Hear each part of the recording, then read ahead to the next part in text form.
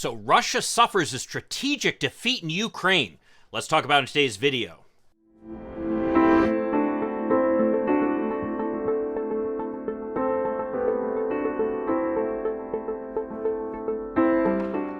Hi, I'm Mike Greiner. I'm a lifelong Democratic activist who's concerned about the direction our country is taking. I'm also a lawyer and an academic, and I'm here to help you stand up to the BS of the MAGA crowd. So we keep hearing about how Russia keeps pushing forward, grinding forward, and how it's always good news for Russia. Well, not so much. The Ukrainians have been doing an amazing job pushing back against them, making it as costly as possible for the Russians to gain even an inch in Ukraine. And as a result, what has happened is the Russians have had to pull back from other parts of the country.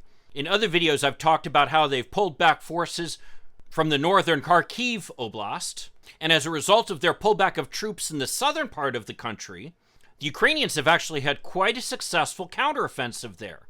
Well, we've got big news today about the Russians abandoning an island in the middle of the Black Sea that they have held almost since the beginning of the war as a result of the aggressive attacks by the Ukrainians using their new weapons that were sent to them by the West. Let's take a look at the map. Again, I'm relying upon the deep state map, and as always, I'll put a link to that down below. But here's Ukraine. You can see over here, and I'll just move it up a little. You can see this is, let's zoom in a little bit here. Okay, this is Belarus over here, Russia over here, and this is the area where the attack has been so vehement. You can see with all the, let's zoom in a little bit here, with everything that's going on here. Here's Severodonetsk, the city that was just recently evacuated by the Ukrainians.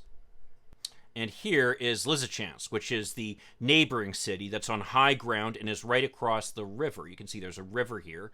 So it's going to be hard for the Russians to get across here. Over here is Bilorivka, where the Russians at one point attempted to cross the river to try to essentially go around the Ukrainian forces, and they ended up getting pushed back in a really humiliating situation.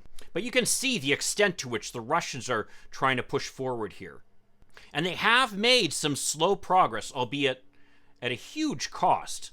I mean, look at over the last couple days here. They've basically gone from here to here. So they've picked up a little bit of territory here and there. But the cost has been enormous. And the way that you can see this, by the way, is these red dots represent fires that have started within the last 6 hours. Now look at all the red dots around here, deep in Russian territory, showing that the Ukrainians have been making good use of the weapons that we've been sending them and are doing a great job in hurting the Russians' offensive. Now, one place that we heard about some successful attacks is in this area down in the Black Sea. Now, you have to remember, the southern part of the country here, especially what's called the Kherson Oblast, was one of the areas of early success for the Russians, largely because of the fact that it borders Crimea here, which of course is land that the Russians took over in 2014. So while the battle was raging unsuccessfully for the Russians up here around Kyiv in the north, they did have some success down here in the south. And Kherson remains the largest city that they've been able to occupy. Now, the reason this is relevant is we were worried for some time that the Russians might be able to push across the entire Black Sea coast here, essentially landlocking Ukraine. And you have to understand, that's a big issue, because with Ukraine being such an important agricultural producer, the way that they're able to move the grain is by sea. There's no way that you can move the kind of grain production that they have in Ukraine by rail. And so having access to the Black Sea ports, with the largest, of course, being Odessa over here, is critical to Ukraine's long-term survival. Well, since their early success in the south, as I said, the Russians have been pushed back, and now the Ukrainians are getting closer and closer to the city Kherson over here. In fact, we can check exactly how close they are. This looks like about the closest point. So that's about 25 kilometers, so about 15 miles. And that's certainly within range, by the way, of the new weapons that the Ukrainians are getting from the West.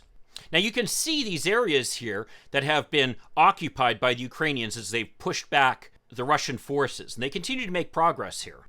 But most significantly is down here,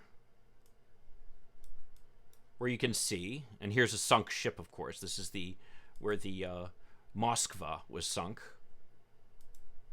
But this little island here, let's just go back a couple days in the time here.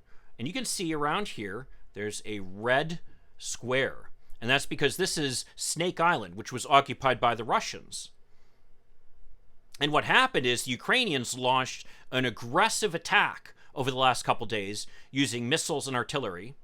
And as a result, let's just see what happened here. The Ukrainians took back the island and the Russians have abandoned it. Now, the Russians, of course, are painting this as, oh, it's no big deal. We just are being nice guys. They actually said that. But the real reason they appear to have abandoned this is that the Ukrainians just yesterday sank a tugboat that was basically delivering supplies and troops to the island.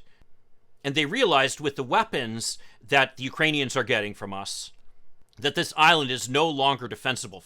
Now you might say, oh, who cares about a little island in the middle of the Black Sea? But let's take a look at the strategic map here a little bit. Okay. Right here is the remaining part of the Ukrainian coast. Right here is Odessa, their largest port. Still under Ukrainian control, firmly under Ukrainian control. Now, the Russians have been trying to blockade the Ukrainians. And that's led, by the way, to a global food crisis, but that's a story for another day.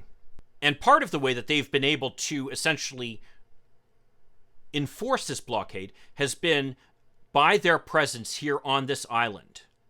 You see, if the ships from Odessa could essentially come down the coast here, they could kind of skirt the Russian blockade until they're able to get down into Turkish waters. But having the island here basically put any ships within risk of Russian attack. Well, since the Russians have abandoned this, now it looks like there might be ways to get through this blockade. So this is not some minor issue for the Russians. This is a major strategic defeat that just shows that long term here, this war is turning the way of the Ukrainians. I think over the next few months, as we see more and more weapons arriving in Ukraine from the United States and our allies, and as they make it ever more costly for the Russians to advance at all in the eastern part of Ukraine, we'll start to see the tide of the war shift even more toward the Ukrainians. Well, if you want to check out more of my coverage about the war in Ukraine, why don't you check out this video over here? I think it makes clear that in the long run, the odds for Ukrainian success are very high. I'll see you then. In the meantime, let's hope for continued progress. Thank you.